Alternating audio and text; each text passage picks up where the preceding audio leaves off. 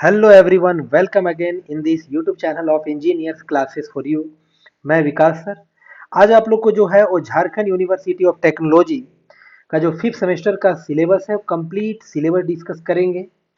और कौन से सब्जेक्ट के लिए कौन कौन सा बुक प्रीफर करना है, कौन सा बुक बेहतर होगा semester exam point of view से। बिल्कुल भी जो जेयूटी सिलेबस डिजाइन किया है उसके अकॉर्डिंग, जिस बुक में हम लोग को पूरा कंटेंट मिल जाए, सारे कुछ मिल जाए, एक ही जगह पे मिल जाए, तो हर एक चीज को हम डिस्कस करेंगे।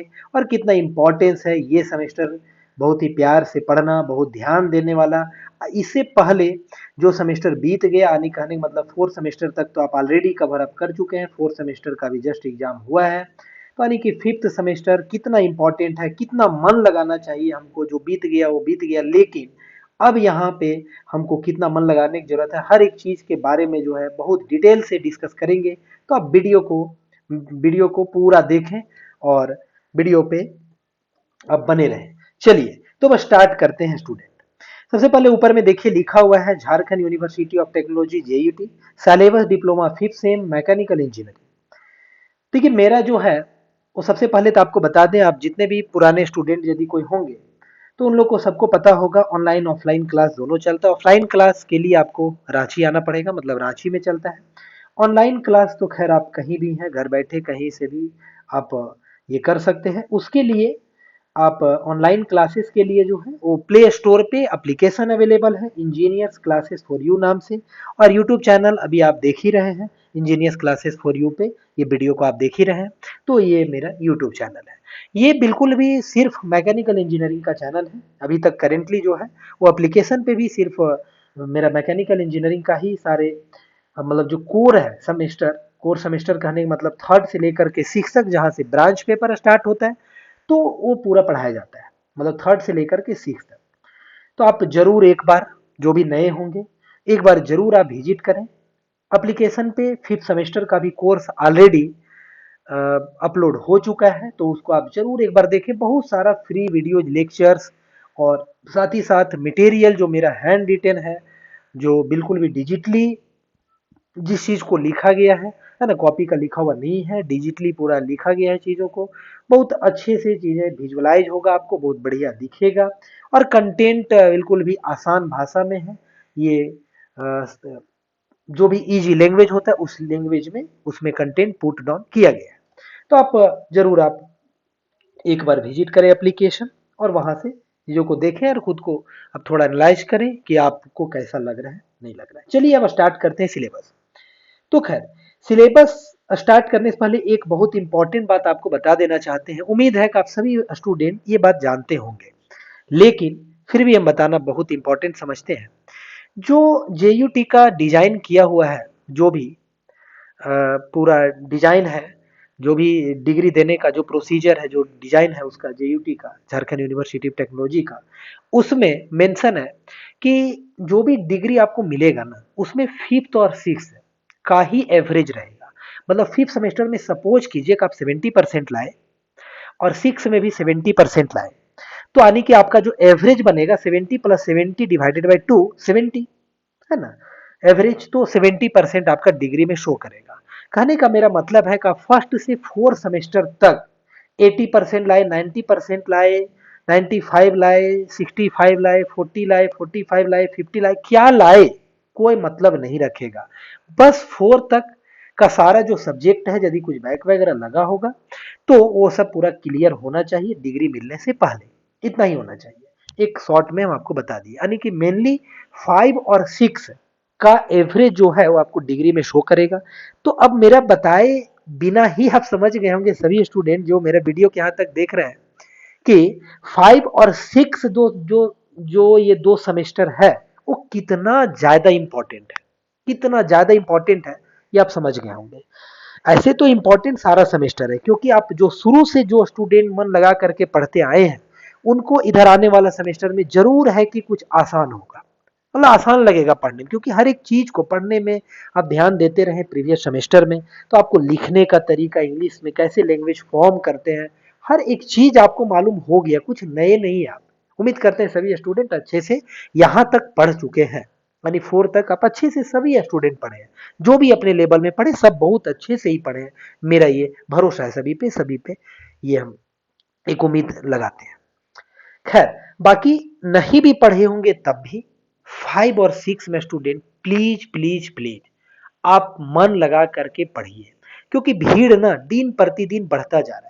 तो जब भीड़ बढ़ रहा है तो सोचिए ना, कहीं प्लेसमेंट के लिए आप जाते हैं ऑफ कैंपस या ऑन कैंपस, है ना, कॉलेज में ही कंपनी आती है प्लेसमेंट के लिए, तो उस कंडीशन में सोचिए कि सेपरेट करने के लिए स्टूडेंट का छटनी करने के लिए क्या क्रिटेरिया अपनाएगा कंपनी। तो आप समझ सकते हैं कि ये एक बेसिस, ये भी कंपनी के द्वारा हम देख रहे हैं आए दिन अपनाया जाता है कि 70% होना चाहिए, वही मतलब एग्जाम में बैठ सकता है इस तरह से, या फिर 75 होना चाहिए वही एग्जाम में बैठ सकता है। तो बेहतर होगा ना कि आप मार्क्स लाने के पीछे जरूर रहें। यहाँ पे हम तो कहेंगे कि आप यदि भविष्य के भीड़ से अलग अपने आप को करना चाहते हैं तो आप डिस्टिंक्शन के साथ डिग्री लें, आपको भी अच्छा फील होगा और बेहतर रहेगा भविष्य के लिए। तो मन लगा करके 5 और 6 को पढ़े, 4 तक जो बीता वो बीत गया, बीती ताही बिसारी दे वाला कहानी। आइए अब सिलेबस की ओर बढ़ते हैं।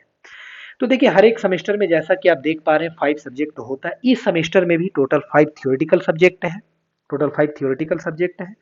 टोटल 5 थियोरेटिकल सब्जेक्ट देखिए कौन कौन है।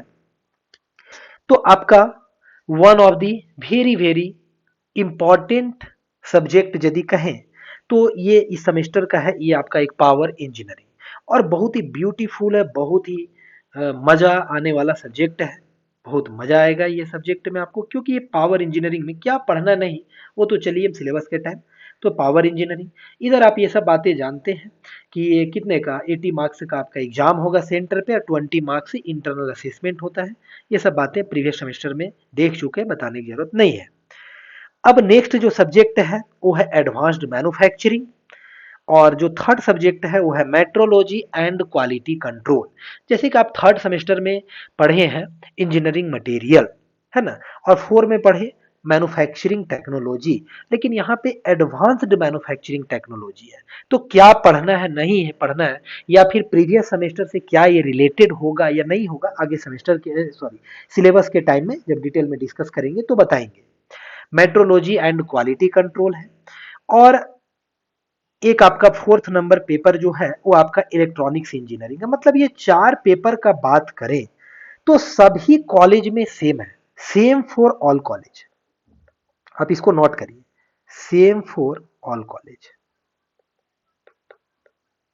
ऑल कॉलेज सभी कॉलेजेस के लिए 4 सब्जेक्ट सेम है। लेकिन ये जो पांचवा सब्जेक्ट है स्टूडेंट, ये पांचवा जिसमें इलेक्टिव 1 लिखा हुआ है, जैसे कि आप 6 में जाएंगे ना तो इलेक्टिव 2 आएगा, तो इलेक्टिव 1 ये अलग अलग कॉलेज में अलग अलग है। मतलब ये सभी कॉलेजेज में सेम नहीं है, मुद्दे को समझिए, सभी कॉलेजेज में ये सेम नहीं है।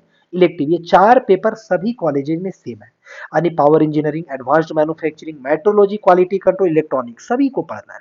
पूरे झारखंड के जितने भी कॉलेज हैं, सरकारी कॉलेज, प्राइवेट कॉलेज, सभी में पढ़ना है। लेकिन ये 5th नंबर जो सब्जेक्ट है ना वो अलग अलग हो सकता है कॉलेज वाइज, लेकिन मोस्ट ऑफ द कॉलेज में क्या है वो भी बताएंगे हम। तो खैर अभी 5th वाला को अभी डिस्कस करेंगे, नीचे इलेक्टिव पेपर है वो। हाँ वो भी, इसका भी एग्जाम जो है वो सेंटर पे ही होगा, लेकिन ये मत समझिए पांचों सब्जेक्ट का एग्जाम होगा, लेकिन इलेक्टिव में कौन कौन पेपर को रखा गया है वो अभी हम नीचे डिस्कस करेंगे। क्योंकि ये पांचों सब्जेक्ट वही थियोरिटिकल सब्जेक्ट है, पांचों सब्जेक्ट का सेंटर पे एग्जाम होगा। देखिए ना 80 मार्क्स का होगा, 20 मार्क्स जो है इंटरनल असेसमेंट वाला है, 100 मार्क्स। तो आइए अब लैब का बात करें, जैसे प्रैक्टिकल तो पावर इंजीनियरिंग का लैब है, एडवांस्ड मैन्युफैक्चरिंग का प्रैक्टिकल है। ये 2 सब्जेक्ट का जो है वो ओनली प्रैक्टिकल है, बस 2 का, 5 में बस 2 का प्रैक्टिकल होगा। और मेट्रोलॉजी, क्वालिटी कंट्रोल, इलेक्ट्रॉनिक्स का, इलेक्टिव पेपर का, ये सब जो है ये सब आपका सेशनल है। देखिए यहाँ पे पूरा यहाँ से यहाँ जो है 8 से लेकर के 12 नंबर तक सेशनल है।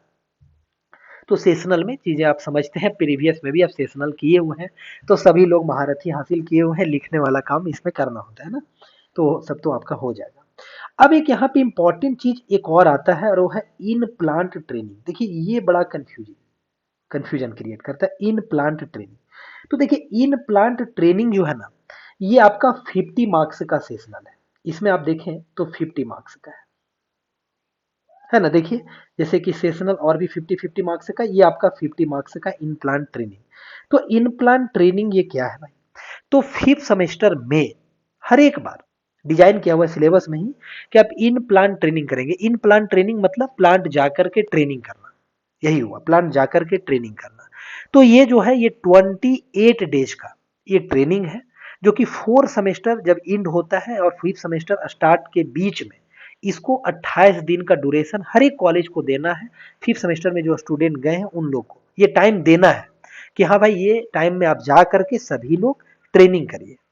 ठीक है, थोड़ा सा यहाँ पे इंडस्ट्रियल नॉलेज स्टूडेंट का डेवलप करने के लिए ट्रेनिंग को रखा गया है कि स्टूडेंट यदि इंजीनियरिंग बैकग्राउंड से है तो उसका इंडस्ट्रियल नॉलेज कुछ डेवलप हो, है ना। थ्योरेटिकल बातें तो ये सब तो स्टूडेंट सीखता ही आ रहा है, लेकिन कुछ इंडस्ट्री में किस तरह का मशीन होता है, कैसा होता है, नहीं होता है, तो ये सब चीज जानकारी के लिए, क्योंकि आप समझ सकते हैं सभी लोग, मेरा खुद का अपना पॉइंट ऑफ व्यू है कि 28 डेज में तो कुछ विशेष ट्रेनिंग हो नहीं पाएगा। 28 डेज में आप चीजों को बस विजिट कर सकते हैं, ऊपर ऊपर से देख सकते हैं, है ना, क्योंकि उसमें ऑलरेडी जो है 28 दिन के अंदर में दो तीन मतलब 3-4 संडे ही आ जाएगा, कुछ छुट्टी वगैरह आएगा तो भी इंक्लूड हो जाएगा उसमें। तो इस तरह से सोचा जाए तो बहुत ये नहीं है कि इतना दिन में जो है वो बहुत ज्यादा कुछ नॉलेज इंडस्ट्री का गेन होगा। हाँ, ऊपर ऊपर से चीजें आप विजिट कर सकते हैं कि हाँ भाई ये इंडस्ट्री में इस तरह का मशीन है, लेथ ऐसा दिखता है, सीएनसी मशीन ऐसा दिखता है, मिलिंग मशीन ऐसा दिखता है, जो कि ऑलरेडी आप कॉलेज में देखते हैं। तो खैर ये ट्रेनिंग का है जो कि आपको सभी को मालूम होगा। इसके लिए एनओसी लेना होता है, नॉन ऑब्जेक्शन सर्टिफिकेट, जो कि कॉलेज से इशू होता है एनओसी। जिस कंपनी से आप ट्रेनिंग करने जा रहे हैं ऑल ओवर इंडिया में आप कहीं से भी कर सकते हैं, कोई इसके लिए रुकावट नहीं होता है। तो आप उसके मतलब उस कंपनी के नाम से कॉलेज में एप्लीकेशन देकर के एनओसी इशू कराना होता है। एनओसी इशू हो गया, फिर उसके बाद आप कंपनी में जमा कीजिए रिस्पेक्टिव कंपनी में, और वहां से कंपनी एग्री है कि हाँ आप ट्रेनिंग देंगे, तो वहां से फिर आप ट्रेनिंग करिए। तो उसका ट्रेनिंग का प्रोसीजर है, तो ये किए हो गया। और बाकी अब आते हैं, अब आगे डिस्कस करते हैं सिलेबस को थोड़ा, ट्रेनिंग के बारे में आप तो समझ गए। देखिए यहाँ पे ना साफ लिखा हुआ है 6 नंबर पॉइंट में, in plan training of 4 weeks यानी 28 दिन duration to the undertaken after 4 semester exam, after 4 semester exam देख रहे हैं, and before start of fifth semester classes, यानी कि फिफ्थ सेमेस्टर क्लास होने से पहले और 4 सेमेस्टर एग्जाम एंड होने के बाद ये 28 दिन का ड्यूरेशन 4 वीक का ये ट्रेनिंग करना ही है। आइए सबसे ब्यूटीफुल सा सब्जेक्ट जिसको हम एकदम स्टार दे सकते, क्यों ऐसा कह रहे हैं ब्यूटीफुल, उसके पीछे रीजन। अच्छा हाँ, पहले एक बात तो और डिस्कस कर लें, इलेक्टिव पेपर डिस्कस कर लेते। इलेक्टिव, आइए इलेक्टिव को थोड़ा डिस्कस करते हैं स्टूडेंट आप लोग के बीच। आइए, तो इलेक्टिव 1 आप यहाँ देखिए लिखा हुआ है, तो इलेक्टिव 1 में जो है ना वो कौन कौन सब्जेक्ट है, एक है पावर प्लांट इंजीनियरिंग, तो जैसे कि रांची पॉलिटेक्निक हो गया, लातेहार पॉलिटेक्निक हो गया, और भी आपका धनबाद पॉलिटेक्निक हो गया, दुमका पॉलिटेक्निक हो गया, मतलब हमारा जहां तक जानकारी है तो इन सब कॉलेजेज में जो है, हम सभी कॉलेज के बारे में जानकारी नहीं है तो कुछ गलत भी बोले होंगे कॉलेज का नाम, तो मे बी इसके लिए सॉरी। तो उसमें पावर प्लांट इंजीनियरिंग है, कहने का मतलब इलेक्टिव पेपर में पावर प्लांट इंजीनियरिंग पढ़ना है। और भी कॉलेज है, जैसे कि जहां तक कुछ नॉलेज है हमको, ऐसे दुमका नहीं, दुमका में आपका पावर प्लांट नहीं है, ऑटोमोबाइल इंजीनियरिंग है। सिमडेगा साहेबगंज ये सब में मतलब अपने अपने कॉलेज में पता कर लीजिएगा, इसके लिए हम यहाँ नहीं बोले, बढ़िया है। देखिए ऑटोमोबाइल इंजीनियरिंग भी है, ऑटोमोबाइल इंजीनियरिंग का कोड है M08, पावर प्लांट का सॉरी 507, और इसका है 508। तो पावर प्लांट इंजीनियरिंग मतलब एक ही कोई सब्जेक्ट होगा इलेक्टिव में, अपना अपना कॉलेज में अलग अलग एक ही कोई होगा, जैसे कि किसी कॉलेज में हो सकता है पावर प्लांट होगा, किसी में हो सकता है ऑटोमोबाइल होगा, किसी में हो सकता है कैड कैम रोबोटिक्स होगा, कैड कैम एंड रोबोटिक्स, और किसी में हो सकता है इंस्टॉलेशन एंड मेंटेनेंस होगा। मतलब ये आप देख पा रहे हो ऑब्लिक ऑब्लिक देख करके, इलेक्टिव में, इलेक्टिव पेपर में देखें तो यहाँ पे 4 सब्जेक्ट मेंशन है, 4 सब्जेक्ट टोटल। तो चारों नहीं होगा, चारों में से कोई एक ही सब्जेक्ट होगा, अपने अपने कॉलेज में ये बात पता कर लेंगे आप लोग। पावर प्लांट इंजीनियरिंग या तो होगा, या ऑटोमोबाइल होगा, या कैड कैम रोबोटिक्स होगा, या फिर आपका क्या होगा, कैड कैम रोबोटिक्स सब एक ही में है ना, अलग नहीं है, क्योंकि इसके लिए देखिए कोड 509 है।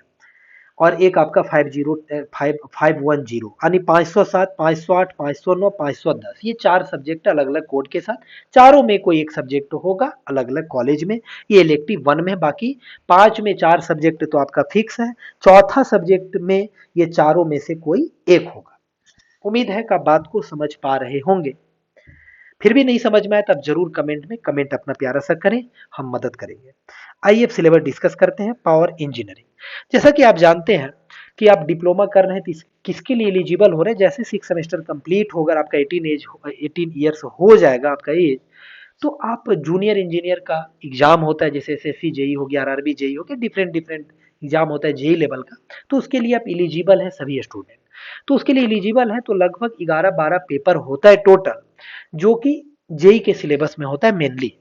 तो उसमें ये जो पावर इंजीनियरिंग है ये भी उसके सिलेबस में है। पावर इंजीनियरिंग लिख करके तो नहीं होगा, है ना, जैसे थर्मल इंजीनियरिंग का ही पोर्शन में इसको इंक्लूड करता है, या फिर उसी का ये पोर्शन हो गया, है ना, थर्मल इंजीनियरिंग का ही पोर्शन में पावर इंजीनियरिंग और आरएसी जो 6 में आएगा, 6 सेमेस्टर में। ऐसे तो इसमें भी पढ़ना है लास्ट यूनिट में आरएसी, रेफ्रिजरेशन एयर कंडीशनिंग, 6 में आएगा, पूरा एक सब्जेक्ट ही आएगा आरएसी। तो भी तो खैर ये पावर इंजीनियरिंग इसीलिए 5 स्टार लगा है। पावर इंजीनियरिंग को 5 स्टार लगाने के पीछे और वजह है, ये सब्जेक्ट पे विशेष ध्यान देना, क्योंकि इंजीनियरिंग का मजा जो है ना इन सब सब्जेक्ट में छिपा है। अभी तक आप थर्मल इंजीनियरिंग पढ़े, यानी कि ये पावर इंजीनियरिंग जो होगा ये हम क्लियर कर दे कि टोटली डिपेंडेंट है, टोटली डिपेंडेंट है on thermal engineering. Thermal engineering जो किसमें था, 4th सेम में था, ठीक है। यानी 4th सेम में आप थर्मल इंजीनियरिंग को ढंग से पढ़े होंगे तो ये पावर इंजीनियरिंग ढंग से समझ में आएगा, नहीं तो दिक्कत होगा। इसीलिए हम ये मान करके चलते हैं कि क्या पता स्टूडेंट भूल गया हो ये। तो मेरा ऑनलाइन क्लासेस में भी स्टार्टिंग का जो 1-2 लेक्चर है वो पूरा 4 सेमेस्टर का जो जो वो पोर्शन है आपका, मतलब सेकेंड यूनिट जो थर्मल इंजीनियरिंग का था, आइडियल गैस और thermodynamics first law second law वाला, यानी थर्ड यूनिट, यानी थर्मल इंजीनियरिंग का सेकेंड और थर्ड यूनिट, इसमें जो कंटेंट है जो आपका पावर इंजीनियरिंग में यूज होगा, वो सारे कंटेंट को एक बेसिक कॉन्सेप्ट नाम से लेक्चर में पूरा कवर अप करते हैं, या तो ऑफलाइन क्लासेस हो तब भी, ऑनलाइन हो तब भी, क्योंकि ताकि स्टूडेंट को आता हो तो रिकैप हो जाए और नहीं आता हो तो वहां सीख ले, क्योंकि सभी को लेकर के चलना होता है स्टूडेंट, सभी को लेकर के चलना एक टीचर का काम होता है। या तो वो स्टूडेंट नहीं आ रहा है तब भी, आ रहा है तब भी, है ना। तो उसमें हम बेसिक को लेकर के चलते हैं ताकि पावर इंजीनियरिंग में प्रॉब्लम ना हो, जो थर्मल पे डिपेंडेंट है हम लिख ही दिए। तो देखिए इसमें टोटल 4 यूनिट है, जिसमें फर्स्ट यूनिट का बात करें तो फर्स्ट यूनिट में आपका देखिए IC engine and testing. IC engine का मतलब होता है internal combustion engine. Internal combustion engine जैसे कि आपका बाइक में जो इंजन लगा हुआ है, कार में लगा हुआ है, एरोप्लेन में, ये सब जो इंजन है वो इंटरनल कंबशन इंजन है। समझ गया ना, इंटरनल कंबशन इंजन के बारे में हम लोग को पढ़ना है। ऐसे यदि थोड़ा सा बात करें तो जो एरोप्लेन वगैरह में होता है ना, एक्सटर्नल कंबशन इंजन में क्लोज साइकिल गैस टरबाइन और ओपन साइकिल गैस टरबाइन का बात आएगा तो वहां पे एक्सटर्नल कंबशन इंजन का कॉन्सेप्ट आता है। खैर उसको भी हम लोग देखेंगे, लेकिन अभी नॉर्मली जाने बाइक में लगा हुआ इंजन, कार में लगा हुआ, ये सब स्कूटी में जो भी आप देख रहे हैं आईसी इंजन है। बाकी ये पढ़ेंगे तब पता चलेगा, जिसमें पेट्रोल इंजन के बारे में पढ़ना है, डीजल इंजन पढ़ना है, कार्बोरेटर वगैरह के बारे में पढ़ना, मतलब मस्त मस्त इंटरेस्टिंग पूरा बातें पढ़ना है, जो आप यहाँ पे देख पा रहे हैं पूरा डिस्कस किया हुआ है। पावर साइकिल जैसे Carnot cycle, Otto cycle, diesel cycle, dual cycle, है ना, पीवी डायग्राम, टीएस डायग्राम, जो कि आप PV TS diagram already ideal gas में, वही बोले ना 4th सेमेस्टर थर्मल इंजीनियरिंग में पीवी टीएस डायग्राम ड्रॉ करना था वेरियस थर्मोडायनेमिक प्रोसेस के लिए, वेरियर आइडियल गैस प्रोसेस के लिए, जो isochoric, isobaric, adiabatic, isothermal, polytropic 5 process था। तो वो सब का जरूरत पड़ेगा यहाँ पीवीटीएस डायग्राम ड्रॉ करने में। न्यूमेरिकल ये सब्जेक्ट है, ये पूरा सब्जेक्ट में पावर इंजीनियरिंग का पूरा सिलेबस में आपको न्यूमेरिकल है, तो न्यूमेरिकल भी बनाना है। तो पूरा यहाँ जब पढ़ाया जाएगा तो पता चलेगा। पहला यूनिट है। दूसरा यूनिट में आपको कंप्रेसर के बारे में पढ़ना है, एयर कंप्रेसर। अपना ट्यूब में एयर फिल कराने के लिए गए होंगे आप, है ना, कार के ट्यूब में या फिर बाइक के ट्यूब में एयर फिल कराने के लिए गए होंगे, तो जो वहां एयर फिल करने के लिए जो मशीन लगा हुआ है ना, कुछ और नहीं है, एयर कॉम्प्रेसर है। क्या है? एयर कॉम्प्रेसर है। तो पूरा एयर कॉम्प्रेसर के बारे में पढ़ना है। वही एयर कॉम्प्रेसर जो आप ऑलरेडी देख चुके हैं, फिजिकली आप छू चुके हैं, देख चुके हैं स्टूडेंट। तो उसके बारे में हम लोग डिटेल से पढ़ेंगे कि एयर कॉम्प्रेसर किस मतलब कैसे वर्क करता है, पूरा वर्किंग पढ़ना है, कैसे ऑपरेट होता है, हर एक चीज को, कंस्ट्रक्शन, वर्किंग, पूरा डिटेल में चीजों को पढ़ेंगे, न्यूमेरिकल भी सॉल्व करेंगे एयर कंप्रेसर के ऊपर। देखिए ना, पूरा रेसिप्रोकेटिंग टाइप का, रोटरी टाइप का पूरा कंप्रेसर है, सब पढ़ेंगे। देखिए सारा है।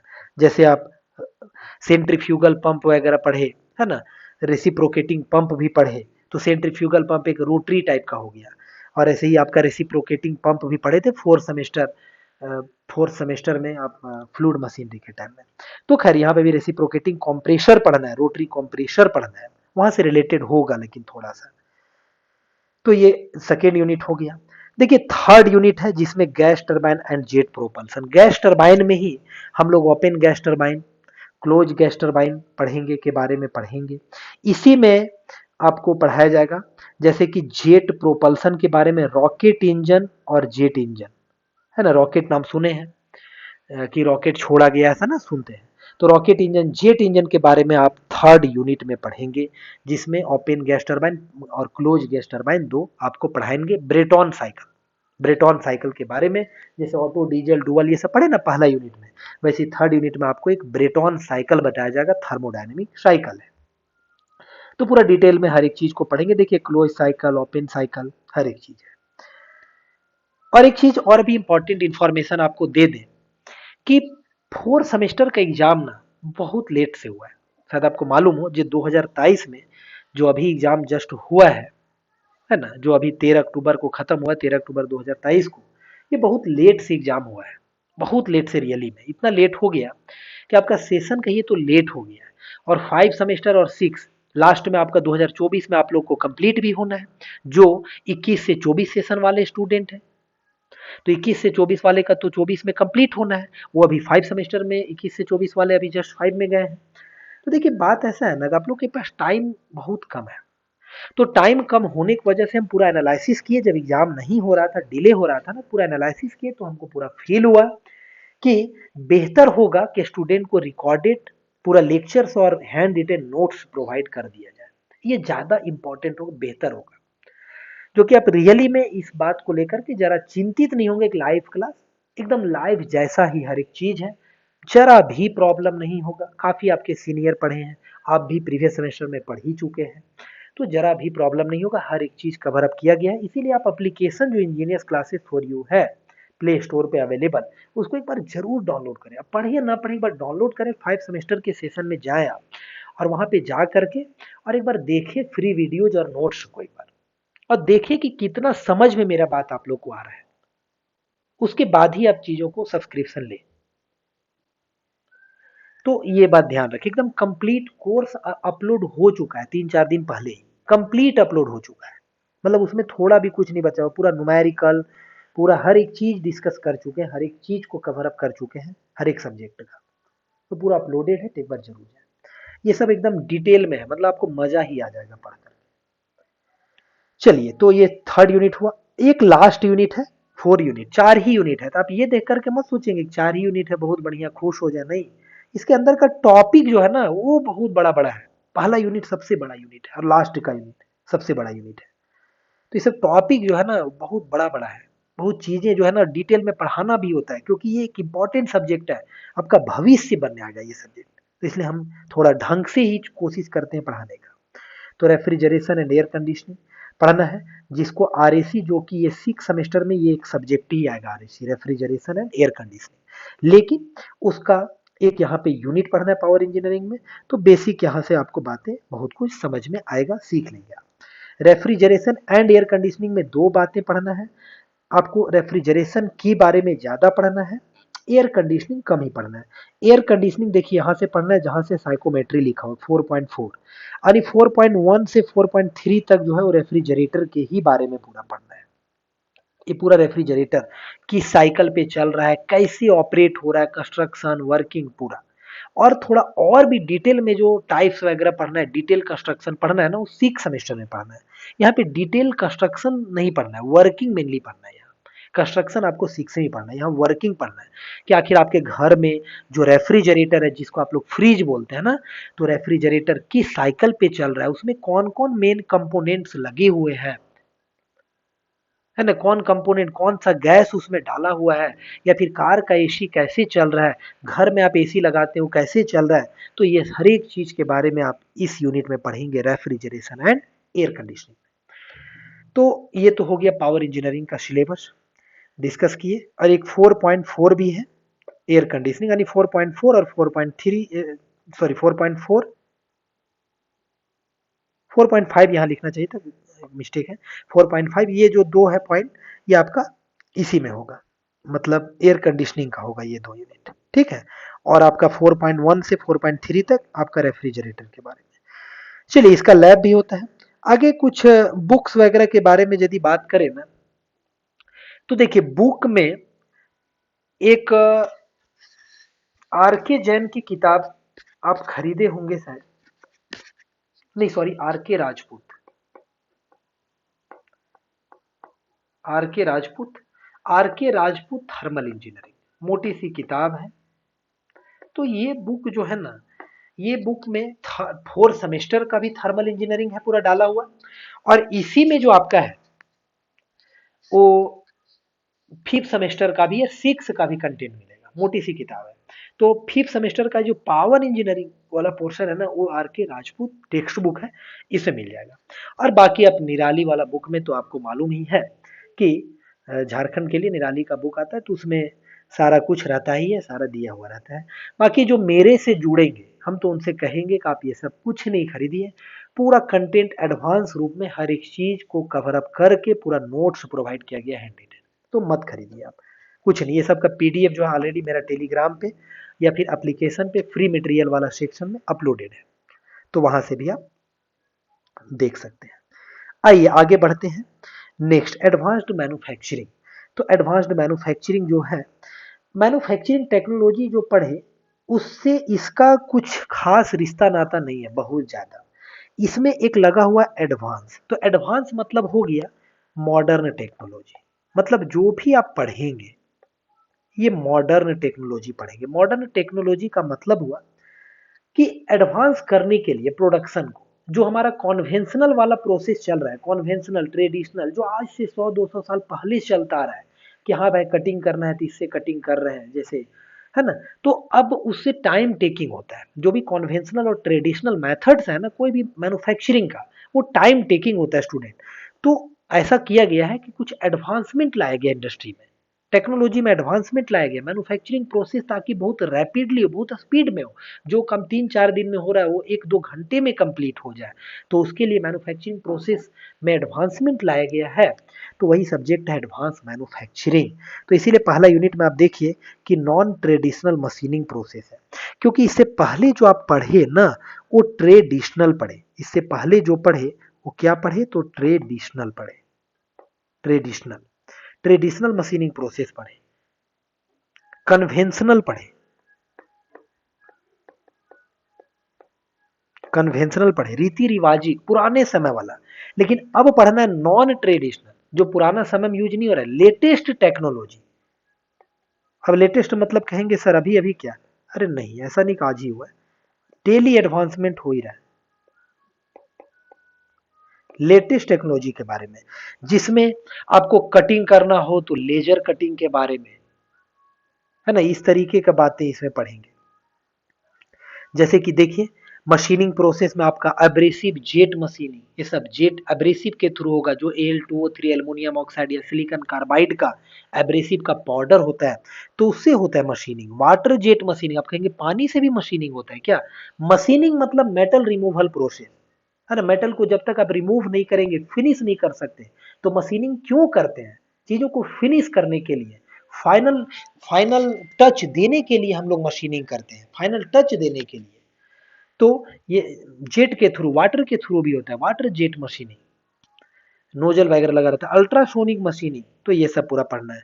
फिर आपका इलेक्ट्रिकल एनर्जी बेस्ड वाला भी होगा, जिसमें इलेक्ट्रिकल डिस्चार्ज मशीनिंग तो अलग अलग होगा, केमिकल वाला भी होगा, थर्मल वाला भी होगा। तो ये सब मशीनिंग प्रोसेस है एडवांस वाला। सबको one by one already cover up किया जा चुका है, ऑलरेडी कवर अप हो चुका है। सबको बहुत ही ढंग से पढ़ना है। बड़ा है ये यूनिट, बहुत बड़ा है। फर्स्ट यूनिट बहुत बड़ा, देखना ऐसे भी मेंशन है 15 आवर्स, तो ये जो मेंशन रहता है ना, इस आवर्स में तो हो नहीं पाता है, सच कहा जाए तो इससे ज्यादा ही आवर्स लगता है, क्योंकि चीजों को थोड़ा सा एज ए टीचर वाइज ऐसे डिपेंड करता है। मेरे से तो नहीं होता, इसे थोड़ा ज्यादा ही लगता है, क्योंकि चीजें को थोड़ा हम डिटेल में लेकर के स्टूडेंट, ताकि को अच्छा लगे, वैसा कोशिश रहता है मेरा अपने तरफ से 100% दे करके। आइए आगे बढ़ते हैं। सेकेंड यूनिट में सीएनसी लेथ पढ़ेंगे। आप लेथ मशीन पढ़े, लेकिन वो जो लेथ पिछले सेमेस्टर में पढ़े ना, वो लेथ टरेट लेथ वगैरह वो आपका कन्वेंशनल वाला था। सीएनसी लेथ पढ़ेंगे। सीएनसी का फुल फॉर्म होता है computer numeric control. Computer numeric control मतलब कंप्यूटर कंट्रोल्ड वाला, यानी कि आप एक बार वर्कपीस को सिर्फ हिट कर दीजिए, उसके बाद आप वहां पे, इसके लिए प्रोग्रामिंग होता है स्टूडेंट, अलग सा इसका प्रोग्रामिंग होता है। वो प्रोग्रामिंग को आप लिख दीजिए, एनसी वर्ड्स में प्रोग्रामिंग होता है ना, वहां पे टाइप करना होता है, और उसी को पार्ट प्रोग्रामिंग बोलते हैं। बस प्रोग्रामिंग अलग तरीके का प्रोग्रामिंग होता है, अपना इसका प्रोग्रामिंग होता है, जो हम सिखाएंगे भी इस सब्जेक्ट में, मतलब बताएंगे आप लोग को कैसे होता है। वो प्रोग्रामिंग को वहाँ इसमें एम कोड जी कोड में प्रोग्रामिंग होता है, प्रोग्रामिंग आप कर देंगे तो बस प्रोग्रामिंग करके छोड़ देना है, फाइनल जो प्रोडक्ट है वो बन करके तैयार हो जाएगा, बीच में आपको कुछ नहीं करना है, समझे ना। तो ये आपका एडवांसमेंट ही तो है, बहुत रैपिडली होगा, बहुत प्रिसाइज वे में होगा, प्रिसाइज डायमेंशन इसमें कट होगा, जो डायमेंशन आप पुट डाउन किए हैं प्रोग्रामिंग में वही कट होगा, इधर उधर कोई गड़बड़ का चांस नहीं। तो सीएनसी काफी एडवांस है, काफी महंगी मशीन है, अभी महंगी मशीन है ये सीएनसी। तो सीएनसी लेथ, सीएनसी ऑपरेटेड और भी मशीन होता है, ग्राइंडिंग भी होता है, सीएनसी मिलिंग मशीन भी होता है। तो CNC lathe machine second unit में आपको पढ़ना है। फिर थर्ड यूनिट आप जाएंगे तो देखिए सीएनसी मिलिंग मशीन भी पढ़ना है, यानी सीएनसी वाला ये दोनों यूनिट लगभग रिलेटेड रहेगा, उसमें लेथ और इसमें मिलिंग मशीन के बारे में। लेथ मशीन में single point cutting tool use होता है, मिलिंग मशीन में multi point cutting tool use होता है। सब पढ़ेंगे उस समय समझेंगे। तो ये आपका थर्ड यूनिट हो गया। फोर यूनिट में आपका मशीन टूल ऑटोमेशन के बारे में पढ़ना है, कि आखिरकार एडवांसमेंट का एक ये भी हो गया कि ऑटोमेशन कैसे करें। ऑटोमेशन मतलब ऑटोमेटिक कैसे करें, है ना, चीजें एक जगह से दूसरे जगह बिल्कुल भी जल्दी जल्दी ट्रांसफर हो सके, तो वो सब के बारे में, ताकि जल्दी से प्रोडक्ट बन करके तैयार हो, ये नहीं कि एक दो दिन लग रहा है जाने में एक जगह से दूसरे जगह। तो ये सब हम मशीन टूल ऑटोमेशन में पढ़ेंगे। नेक्स्ट आपका इंटरनेट ऑफ थिंग्स आईओटी के बारे में पढ़ेंगे, और फिर लास्ट में पढ़ेंगे maintenance of machine tool. Obvious है ना, कब सब मशीन के बारे में पढ़े, मेंटेनेंस के बारे में बहुत जरूरी है। सेमेस्टर लास्ट भी कर रहा है, एक तरह 5 हो गया, 6 ही तो बचा, तो जरूरी भी है ये सब भी जानना है। क्योंकि आप कोई भी चीज को खरीद के लाते हैं ना मार्केट से, अब यदि बहुत मेंटेनेंस में रखते हैं उसको, तो उसका लाइफ बढ़ जाता है, वो साथ मशीन आपको ज्यादा दिन तक देता है कि नहीं। तो मेंटेनेंस के बारे में पढ़ेंगे कि कैसे कैसे मेंटेनेंस किस तरह से होता है, टेक्निकल बातें होगा यहाँ पे, ये नहीं कि कोई थ्योरी की हाँ मेंटेनेंस उस तरह नहीं, टेक्निकल बातें होगा यहाँ, इंजीनियरिंग पॉइंट ऑफ व्यू से हम डिस्कस करेंगे चीजों को। आगे बढ़ते हैं नेक्स्ट सब्जेक्ट। नेक्स्ट सब्जेक्ट है मेट्रोलॉजी एंड क्वालिटी कंट्रोल। देखिए मेट्रोलॉजी का मतलब ही होता है मेजरमेंट, तो ये जो सब्जेक्ट है ना, ये मेजरमेंट का सब्जेक्ट है एक तरह से कहें तो। अब कहेंगे कैसा मेजरमेंट, तो एक्चुअली में प्रीसाइज मेजरमेंट। प्रीसाइज, प्रीसाइज मतलब बहुत ही स्मॉलर मेजरमेंट, बहुत स्मॉलर माइक्रो लेवल का मेजरमेंट, बहुत स्मॉलर। मतलब मेट्रोलॉजी का लैब जो होता है ना, उसमें एकदम पूरा एकदम जूता चप्पल खोल करके जाना होता है, समझिए वहां पे धूल कण भी ये नहीं होगा, क्योंकि माइक्रो लेवल का मेजरमेंट यहाँ पे होता है, प्रिसाइज मेजरमेंट होता है। ये नहीं कि आपका कोई खेत का मेजरमेंट हो रहा है इतना एकड़, वो नहीं, वो तो बड़ा मेजर बिग मेजरमेंट हो गया ना। माइक्रो लेवल का मेजरमेंट, तो ये मेट्रोलॉजी में हम लोग पढ़ेंगे। तो मेट्रोलॉजी एंड क्वालिटी कंट्रोल, यानी ये सब्जेक्ट में दो पोर्शन है, एक है मेट्रोलॉजी का मेजरमेंट वाला, और एक है कंट्रोल से रिलेटेड क्वालिटी कंट्रोल, कि हम चीजों का क्वालिटी को कंट्रोल में रखना चाहते हैं, क्वालिटी को मेंटेन रखना चाहते हैं, क्या प्रोसीजर होगा, कैसे कंट्रोल में रखा जाए, तो सब के बारे में यहाँ भी पढ़ना है। तो आइए थोड़ा समझते हैं मेट्रोलॉजी। नॉर्मल बात आप समझ गए, बाकी आप सब्जेक्ट में जब पढ़ेंगे तब, ये थोड़ा वास्ट सब्जेक्ट है, थोड़ा उटपटा सा लगेगा क्योंकि पहले से आप कुछ पढ़े नहीं इसके बारे में।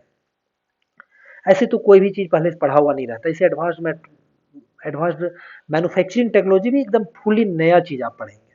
हाँ, आप पावर इंजीनियरिंग में जरूर आपका प्रीवियस सेमेस्टर का रिलेशन आएगा, है ना, थर्मल इंजीनियरिंग का थोड़ा मजा आएगा वहां से, ये सब एकदम न्यू टाइप का होगा।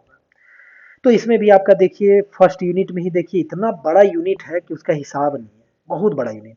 देख रहे फर्स्ट यूनिट में आपका 1.5 तक पोर्शन है, जिसमें एक बार मेट्रोलॉजी का बेसिक पढ़ेंगे हम यहाँ पे देखेंगे, फिर लिमिट फिट के बारे में पढ़ेंगे, लीनियर मेजरमेंट पढ़ेंगे, फिर एंगुलर भी पढ़ेंगे, एंगुलर मेजरमेंट, और स्टैंडर्ड्स एंड कॉम्परेटर्स लास्ट में पढ़ेंगे जी, जो स्टैंडर्ड बना हुआ है मार्केट में या इंडस्ट्री में जो है, और कॉम्परेटर से जो कंपेयर करने के लिए यूज होता है। खैर ये पहला यूनिट में।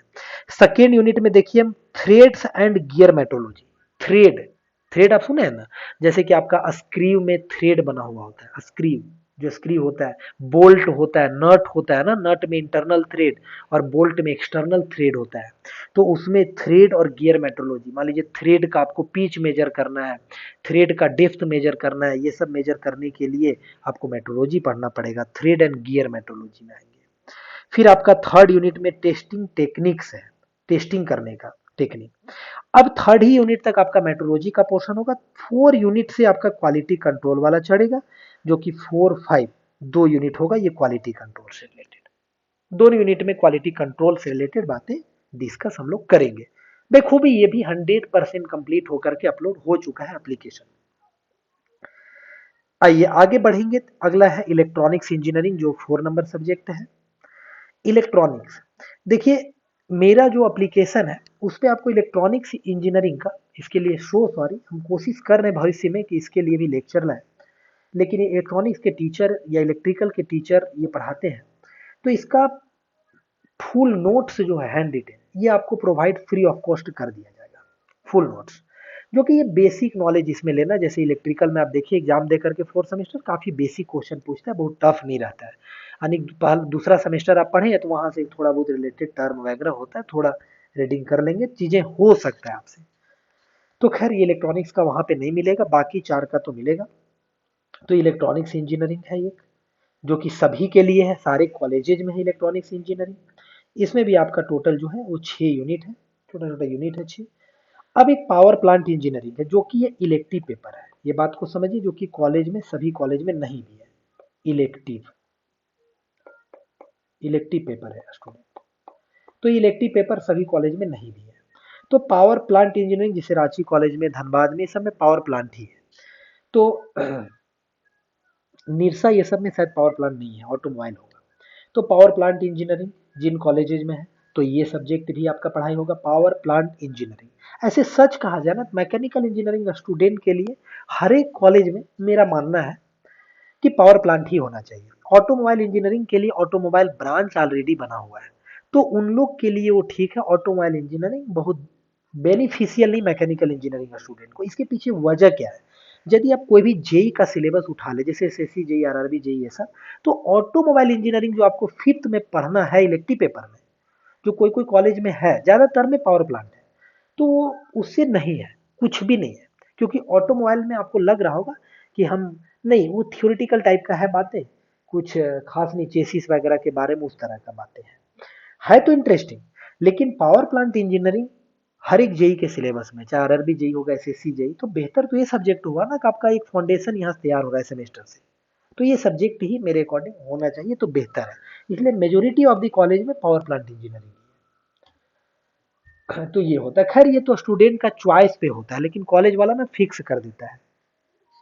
लेकिन स्टूडेंट के चॉइस पे इलेक्टिव पेपर होता है कि कौन आप लेना चाह रहे हैं, लेकिन कॉलेज अपना फिक्स कर देता है यही पेपर रहेगा। तो पावर प्लांट इंजीनियरिंग में आप नाम से ही पावर प्लांट, यानी पावर प्लांट के बारे में, तो बहुत सारे पावर प्लांट के बारे में पढ़ेंगे। जैसे थर्मल पावर प्लांट, आप नाम सुने, एनटीपीसी, जिससे कोयला जितना जा रहा है ना वही जा रहा है। आप जानते हैं झारखंड में 40% कोयला जो है वो आपका, देश का वो 40% यहीं पे है, आपका झारखंड में ही है, सीधा कहा जाए तो कोयला का पूरा भंडार है, यहाँ से कोयला बाहर बाहर भी जाता है। तो थर्मल पावर प्लांट पढ़ना है। न्यूक्लियर पावर प्लांट भी पढ़ना है, जिसमें यूरेनियम रेडियो एक्टिव एक एलिमेंट है, उसका यूज होता है। न्यूक्लियर पावर प्लांट भी, गैस गैस पावर प्लांट भी पढ़ना है, जो ब्रेटॉन साइकिल पे बेस्ड है। तो देखिए पहला यूनिट है इंट्रोडक्शन टू पावर प्लांट, हम लोग पढ़ेंगे। फिर हाइड्रो इलेक्ट्रिक पावर प्लांट भी पढ़ेंगे जो सीकीदिरी में है, यहाँ पे रामगढ़ में एक सीकीदिरी पड़ता है, वहाँ भी है, बहुत सारा हाइड्रो इलेक्ट्रिक पावर प्लांट है। जो आप उधर धनबाद साइड में होंगे तो वहाँ भी है आपका एक पावर प्लांट,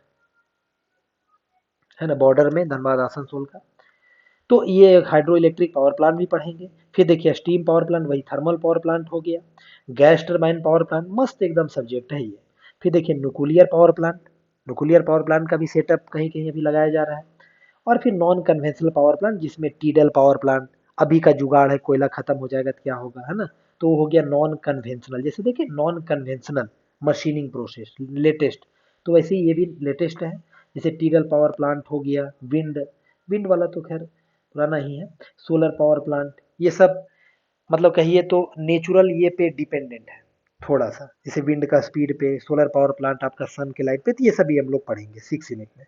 और एक आपका वेस्ट वेस्ट हीट रिकवरी है 7 यूनिट में। और एक लास्ट यूनिट है जो इकोनॉमिक्स एंड ऑपरेशनल एस्पेक्ट्स है। तो इस तरह से 8 यूनिट टोटल है। यहाँ तक आपका यूनिट जो है 5 यूनिट तक, वो थोड़ा 5 क्या 6 यूनिट तक है। 6 यूनिट तक जो है वो थोड़ा टाइम वाला है, बाकी 7 8 छोटा यूनिट है, ज़्यादा टाइम टेकिंग नहीं है, इंटरेस्टिंग है, ये इलेक्टिव पेपर है। तो ये डिस्कस हो गया। नेक्स्ट हम सारे इलेक्टिव पेपर तो वहाँ आप देखे थे 500 7 8 9 10 4 था ना इलेक्टिव पेपर शुरू में, लेकिन हम 2 ही के बारे में डिस्कस किए क्योंकि मेरे पास जो अवेलेबल मिलेगा ना ये 2 ही मिलेगा, ऑटोमोबाइल इंजीनियरिंग और पावर प्लांट इंजीनियरिंग।